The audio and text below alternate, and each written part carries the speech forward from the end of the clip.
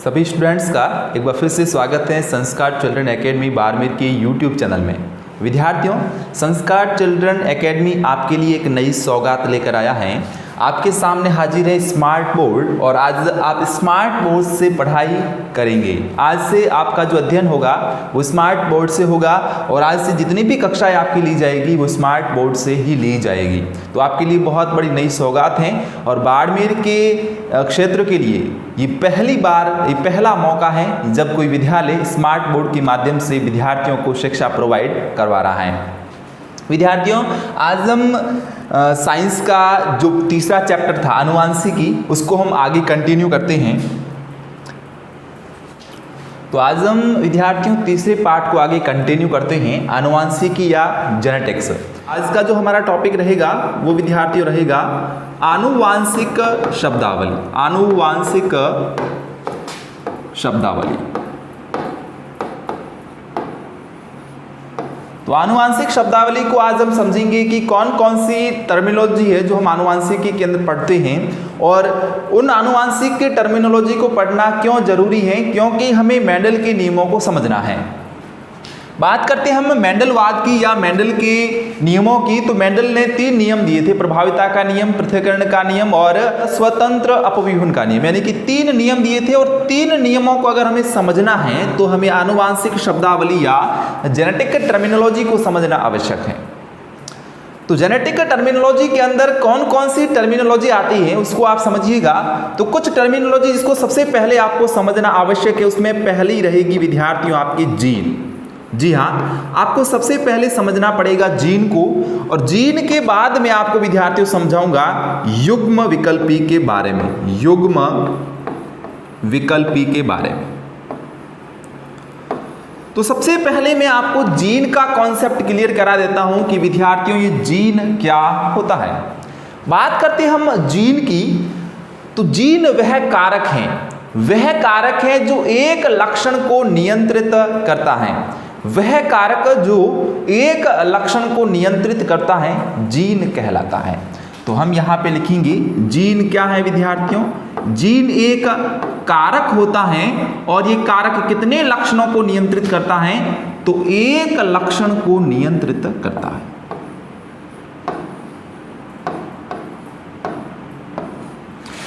तो वह कारक जो किसी एक लक्षण को नियंत्रित करता है क्या कहलाता है विद्यार्थियों, जीन कहलाता है। तो यहां पे मैंने लिख दिया लक्षण को नियंत्रित करना। क्या करना? लक्षण को नियंत्रित करना क्या कहलाएगा, जीन कहलाएगा। तो ये हो गया अपना जीन। आप इस चीज को समझ चुके होंगे कि जीन क्या होता है। वापस से मैं एक रिवाइज करवा देता हूं कि जीन वह कारक है जो एक लक्षण को नियंत्रित करता है, जीन कहलाता है। अब 2 शब्द आपके सामने आए विद्यार्थियों, एक तो आया कारक और दूसरा शब्द आपके सामने आया जीन। इन 2 शब्दों को हम अलग अलग से विद्यार्थियों समझते हैं। अलग अलग किस प्रकार से, ध्यान से देखें। यहां पर हम सबसे पहले समझते हैं विद्यार्थियों कारक को, कि कारक क्या होता है। बात करें हम कारक की, तो कारक शब्द दिया था मेंडल ने। Gregor John Mendel, the father of genetics, ने कौन सा शब्द दिया था, कारक शब्द दिया था। और अगर हम बात करते हैं विद्यार्थियों जीन शब्द की, तो जीन और कारक बात तो एक ही है, लेकिन जो जीन शब्द दिया था वो शब्द दिया था जोहानसन। ये अपना हो गया जोहानसन। ये बात आपको यहां तक समझ में आ चुकी होगी। फर्स्ट केस कारक शब्द मेंडल ने दिया था, सेकंड चीज जीन शब्द किसने दिया था, जोहानसन ने दिया था। आप बात समझ रहे हैं विद्यार्थियों? ओके, सेकंड डिस्कस करेंगे हम युग्म विकल्पी के बारे में कि युग्म विकल्पी क्या होता है। देखिए, एक लक्षण को नियंत्रित करने वाले जीन के 2 विपर्यासी समूहों को युग्म विकल्पी कहते हैं। एक लक्षण, ये मैंने लिखा एक लक्षण, एक लक्षण को नियंत्रित करने वाले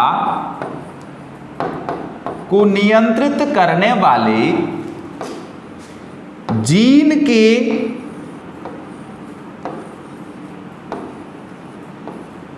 दो विप्रासी समूह, दो विप्रासी समूह विद्यार्थियों क्या कहलाएंगे? वो आपके कहलाएंगे यहां से युग्म विकल्पी।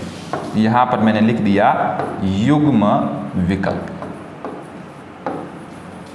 तो ये बात आप यहां से विद्यार्थियों समझ चुके होंगे कि युग्म विकल्पी क्या होता है। वापस से मैं रिवाइज करवा देता हूं कि एक लक्षण को नियंत्रित करने वाले जीन के दो विप्रासी समूह को हम क्या कहते हैं?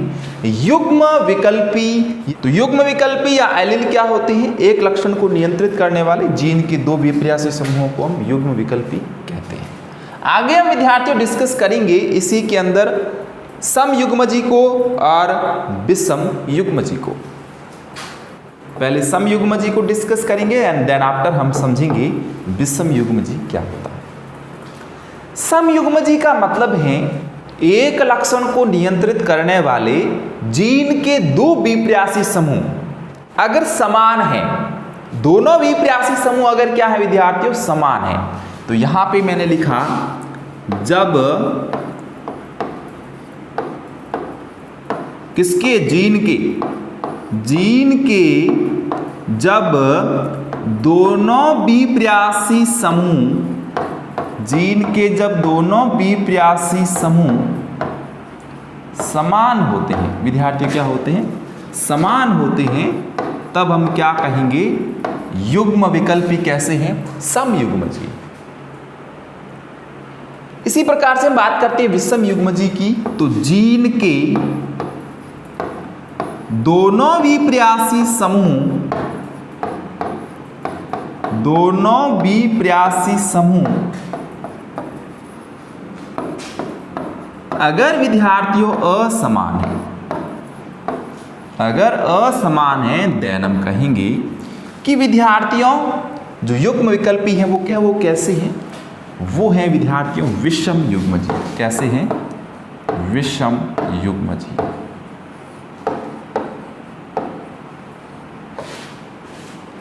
तो ये चीज यहां तक आपको समझ में आ चुकी होगी।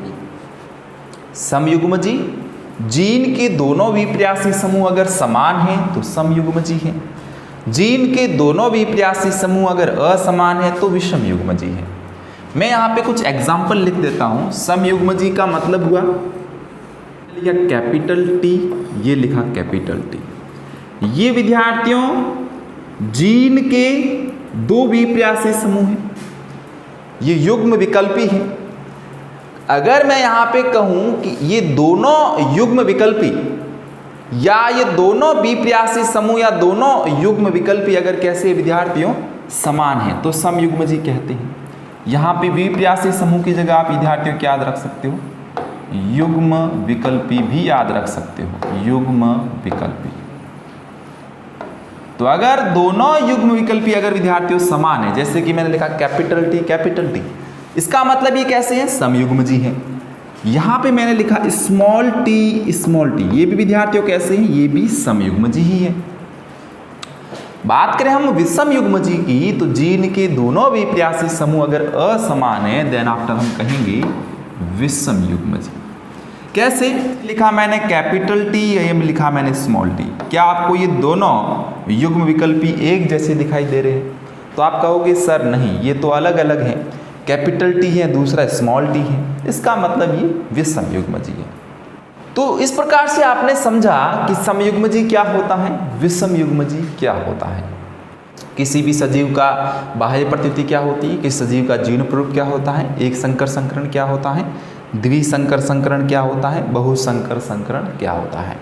अब हम इसको थोड़ा सा धैर्य से, आराम से, समझदारी से समझते हैं कि ये चीज़ें क्या क्या होती हैं। देखिए, बात करते हैं हम बाह्य प्रतीति की, तो सजीव जो बाहर से दिखता है, यानी कि सजीव की एक्सटर्नल स्ट्रक्चर कैसी है, तो यहाँ पे मैं लिखूंगा सजीव की बाह्य संरचना। बिल्कुल आसान है विद्यार्थियों, सजीव की हम बात करते हैं बाह्य संरचना की। बाह्य संरचना कैसी? External structure. तो वो एक्सटर्नल स्ट्रक्चर क्या हो जाएगी? बाह्य प्रतीति हो जाएगी। तो सजीव की बाह्य संरचना या एक्सटर्नल स्ट्रक्चर, बाह्य प्रतीति होती है। इसी प्रकार से अगर हम बात करें जीन प्ररूप की, तो सजीव की जो आनुवांशिकीय रचना होती है विद्यार्थियों, आनुवांशिकीय रचना, आनुवांशिकीय रचना, आनुवांशिकीय रचना वो कहलाता है जीन प्ररूप। नेक्स्ट बात करते हैं हम एक संकर संकरण की, कि एक संकर संकरण क्या होता है। ये लो, एक संकर संकरण का मतलब है जब हम एक लक्षण की वंशागति का अध्ययन करते हैं, जब सजीव के एक लक्षण की वंशागति का अध्ययन किया जाता है। तो यहां पे मैंने लिखा एक लक्षण, एक लक्षण की वंशागति का अध्ययन, एक लक्षण की वंशागति का विद्यार्थियों अगर अध्ययन किया जाता है तो हम क्या कहेंगे, एक संकर संकरण है। एक लक्षण की वंशागति का अध्ययन करना एक संकर संकरण कहलाता है। और यहां पे मैं वही चीज दोहराऊंगा, द्विसंकर संकरण का मतलब है जब सजीव के दो लक्षणों की वंशागति का अध्ययन किया जाता है। तो यहां पे मैंने लिखा ये दो लक्षण, और दो लक्षणों की जब वंशागति का अध्ययन किया जाता है हम कहते हैं द्विसंकर संकरण है। बहुसंकर संकरण का मतलब है अनेक लक्षण, बहुत सारे लक्षण, अनेक लक्षण, और जब अनेक लक्षणों की वंशागति का अध्ययन किया जाता है तो हम कहते हैं बहुसंकर संकरण है। तो इस स्लाइड के अंदर आपने विद्यार्थियों समझा बाह्य प्रतीति को, जीन प्ररूप को, एक संकर संकरण को, द्विसंकर संकरण को, बहुसंकर संकरण को। इसके आगे हम चलते हैं नेक्स्ट स्लाइड के अंदर। संकर पूर्व संकरण, व्युत्क्रम संकरण, परीक्षण संकरण। चलिए हम इसको समझते हैं, अच्छे से डिस्कस करते हैं कि ये क्या होते हैं। परीक्षण संकरण की बात करते हैं। परीक्षण संकरण का मतलब क्या है, देखो मैंने यहां पे लिखा ये कैपिटल टी, ये मैंने लिख दिया स्मॉल टी। समझे, थोड़ा सा पहले समझे कि मैं क्या बता रहा हूं। कैपिटल टी, स्मॉल टी, इसका मैंने इसके साथ में क्रॉस करवाया, इसका मैंने इसके साथ क्रॉस करवाया, इसका इसके साथ कराया, इसका इसके साथ कराया। किसी भी कंडीशन में करवाता हूं तो हर एक कंडीशन में स्थिति मेरे को ये मिलती है, capital T small T, capital T small T, capital T small T. यानी कि जो चारों संततियां पैदा हुई हैं F1 पीढ़ी के अंदर, वो विद्यार्थियों कैसी पैदा हुई हैं, वो यहाँ पे कैपिटल टी और स्मॉल टी पैदा हुई है। इसको मैं कहूँगा विद्यार्थियों F1 पीढ़ी। क्या कहूँगा, F1 पीढ़ी के अंदर। अब परीक्षण संकरण को ध्यान से समझना। जब F1 पीढ़ी का संकरण मैं इसे प्रभावी से करवा देता हूं, देखो यहां पहले समझो, ये कैपिटल टी है, स्मॉल टी है, इसको मैंने कह दिया प्रभावी जनक है, डोमिनेंट पेरेंट है। ये डोमिनेंट नहीं है विद्यार्थी, अप्रभावी है, ये अप्रभावी है, मतलब जो F1 पीढ़ी के अंदर प्रदर्शित नहीं होता।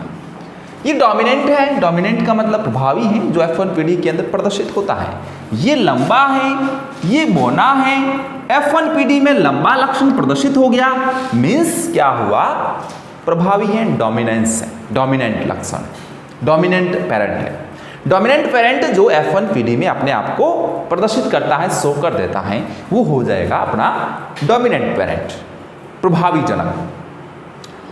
अब देखो ये परीक्षण संकरण क्या होता है, जो आपने F1 पीढ़ी प्राप्त करी है, इस F1 पीढ़ी का संकरण अगर मैं इस अप्रभावी के साथ में करा देता हूं, यानी कि यहां पे मैंने लिखा ये F1 पीढ़ी हो गई, इसका मैंने क्रॉस करवाया कैपिटल स्मॉल टी यानी कि अप्रभावी जनक के साथ। आप क्या कहोगे सर, F1 पीढ़ी का संकरण आपने करवा दिया अप्रभावी जनक के साथ में, तो ये क्या हो गई भाई, ये यहां पर हो गया हमारा परीक्षण संकरण। बहुत आसान, बहुत इजी। व्युत्क्रम संकरण की अगर हम बात करें, व्युत्क्रम संकरण को भी मैं अच्छे से समझा देता हूं। ये है ए जनक, ये है बी जनक, ये है नर जनक, ये है मादा जनक। बात आ रही समझ में? यहां पे हम एक लक्षण ले लेते हैं विद्यार्थियों, एक क्या ले लेते हैं, सिम्टम ले लेते हैं, एक लक्षण ले लेते हैं। हमने लक्षण ले लिया लंबा, क्या ले लिया, लंबा ले लिया, लंबापन ले लिया। ए नर है, बी मादा है, इसको मैंने पहले बताया कैपिटल टी से इसको मैंने यहां पर प्रदर्शित कर दिया स्मॉल टी से।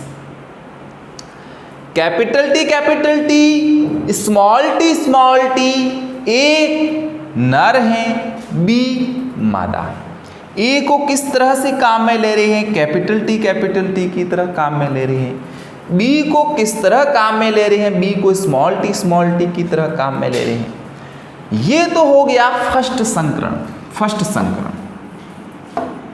जब हम दूसरी बार संकरण करवाते हैं तो इसको तो हम मानेंगे मादा, इसको मानेंगे नर, यानी कि ए को अब हम क्या मानेंगे, ए को हम मानेंगे मादा और बी को हम क्या मानेंगे, नर मानेंगे। यानी कि चेंज कर देना है, ऑल ओवर चेंज कर देना, ए को बी कर देना है, बी को ए कर देना है। यही तो व्युत्क्रम संकरण है। नेक्स्ट बात करते हैं हम संकर पूर्वज संकरण की। इससे जुड़ा हुआ ही है, थोड़ा सा अलग है, उसको आप देख लीजिए, थोड़ा सा चेंज है, ज़्यादा नहीं है। हमने ले लिया कैपिटल टी, ये हमने ले लिया स्मॉल टी। इन दोनों का विद्यार्थी हम क्या करवाते हैं, क्रॉस करवाते हैं। तो F1 पीढ़ी के अंदर कैसे पौधे प्राप्त होंगे, कैपिटल टी स्मॉल टी पौधे प्राप्त होंगे। यहाँ पर जो ये F1 पीढ़ी है, ये है कैपिटल टी स्मॉल टी, ये विद्यार्थियों जनक पीढ़ी है जिसमें नर है मादा है। F1 पीढ़ी का इस प्रभावी जनक के साथ में संकरण करवाना, F1 पीढ़ी का इस अप्रभावी जनक के साथ में संकरण कराना। भले ही आप प्रभावी से कराओ, भले ही अप्रभावी से कराओ, दोनों ही कंडीशन में हो क्या रहा है, पेरेंट से, जनक से संकरण हो रहा है। भाई F1 पीढ़ी का संकरण भले ही प्रभावी से कराओ, भले ही F1 पीढ़ी का संकरण अप्रभावी से कराओ, वो तो पेरेंट से रहा है ना, जनक से हो रहा है। मींस ये संकर पूर्वज संकरण है। पूर्वज का मतलब क्या हो गया, पहले, पेरेंट। अगर हम इस अप्रभावी के साथ में करवाते हैं देन हम कहेंगे ये परीक्षण संकरण है। और जब हम इस प्रभावी के साथ में करवाते हैं तो प्रभावी के साथ में कराओगे तो हो जाएगा बाह्य संकरण। ये ऑल ओवर इसकी बातें रहती हैं। चलते हैं हम आगे नेक्स्ट स्लाइड के अंदर। एक संकर अनुपात क्या होता है? मैंने विद्यार्थियों क्या कहा था, जब एक लक्षण की वंशागति का अध्ययन करते हैं तो उसे कहते हैं एक संकर संकरण। और एक संकर संकरण से जो अनुपात प्राप्त होता है, यहां पे मैं क्या कहूंगा, एक संकर संकरण से जो अनुपात प्राप्त होता है, जो रेशियो प्राप्त होता है, किससे, एक संकर संकरण से, वही तो एक संकर अनुपात है। और जब यहां पे विद्यार्थियों द्विसंकर संकरण होता है, द्विसंकर संकरण, और द्विसंकर संकरण से विद्यार्थियों जो रेशियो प्राप्त होता है, जो अनुपात प्राप्त होता है, उसको हम क्या कहते हैं, द्विसंकर अनुपात कहते हैं। प्रभावी लक्षण का मतलब है वे लक्षण जो अपने आप को F1 पीढ़ी के अंदर प्रदर्शित कर देते हैं, F1 पीढ़ी में अपने आप को प्रदर्शित कर पाते हैं, उन लक्षणों को हम क्या कहते हैं, प्रभावी लक्षण कहते हैं। और जो लक्षण अपने आप को F1 पीढ़ी के अंदर प्रदर्शित नहीं कर पाते हैं वो अप्रभावी लक्षण होते हैं। इसी प्रकार से बात करते हैं F1 पीढ़ी की। F1 पीढ़ी का मतलब है जब जनकों का संकरण होता है, जनकों के संकरण से जो पीढ़ी प्राप्त होती है, जनकों के संकरण से जो पीढ़ी प्राप्त होती है उसको क्या कहते हैं, F1 पीढ़ी कहते हैं। और जनक पीढ़ी का मतलब है जिनके संकरण से F1 पीढ़ी प्राप्त होती है, जिनके संकरण से F1 पीढ़ी प्राप्त होती है। और इसी प्रकार से एक पीढ़ी होती है जिसको हम कहते हैं F2 पीढ़ी। F2 पीढ़ी का मतलब है F1 पीढ़ी के संकरण से जो पीढ़ी प्राप्त होती है उसको हम क्या कहते हैं? F2 पीढ़ी कहते हैं। तो ऑल ओवर विद्यार्थियों हमने आनुवांशिक शब्दावली या जेनेटिक्स जो टर्मिनोलॉजी रहती है उसके बारे में हमने डिस्कस कर लिया। वापस से हम एक बार इसको रिवाइज कर देते हैं कि हमने इसमें क्या क्या पढ़ा।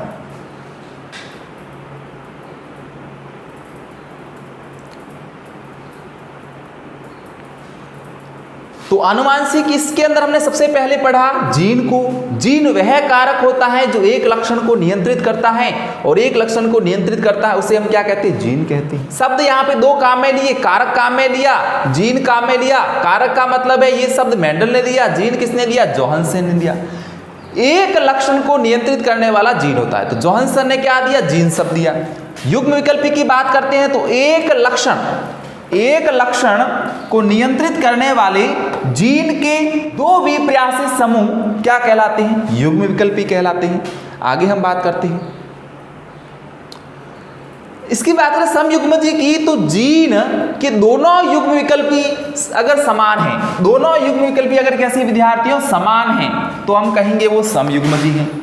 और जब जीन के दोनों विपर्यासी समूह है, दोनों जो यहाँ पे युग्म विकल्पी रहते हैं, अगर वो असमान है, इसका मतलब वो विषम युग्मजी है। बाह्य प्रकृति मतलब सजीव की बाह्य संरचना, और जीन प्ररूप का मतलब है सजीव की आनुवांशिक की रचना। सजीव की आनुवांशिक की रचना की बात करते हैं तो वो जीन प्ररूप होगा, और बाह्य संरचना मतलब वो बाह्य प्रकृति होगी। एक संकर संकरण का मतलब है एक लक्षण की वंशागति का अध्ययन करना। क्या करना विद्यार्थियों? एक लक्षण की वंशागति का अध्ययन करना एक संकर संकरण होता है। द्विसंकर संकरण का मतलब है दो लक्षणों की वंशागति का अध्ययन करना। क्या कहलाता है? द्विसंकर संकरण कहलाता है।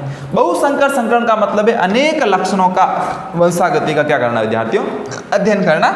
यहाँ पे कहलाता है बहुसंकर संकरण। नेक्स्ट पढ़ते हैं।